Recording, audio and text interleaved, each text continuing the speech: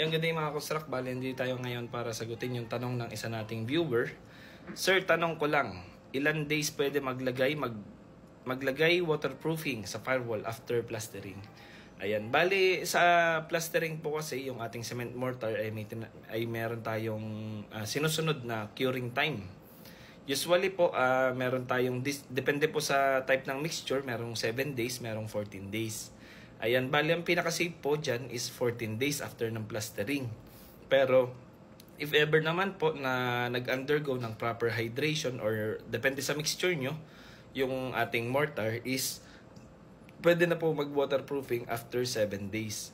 Bale, as much as possible po, wala itong dust, grease, or kahit anong foreign material bago kayo mag-apply ng waterproofing. Bali, meron na po tayong video na nagawa tungkol dyan. Pero sasagutin po natin dito is yung duration. Hanggat maaari po, masusunod natin yung curing time unless nagmamadali kayo. Maaari po kayong gumamit ng rapid curing na agent or cement. Ayan. Bali, ang pinakang safe po is 14 days. Dahil pagka nag-apply po agad kayo at hindi pa nakakapag-undergo ng maayos na curing yung ating mortar, ang tendency po niyan is yung water content ng ating waterproofing is ma-hydrate or sisipsipin po ng inyong palitada. Ayan. So, sana po nasagot ko ang katanungan nyo. And this is Engineer Barlan sharing another construction tips.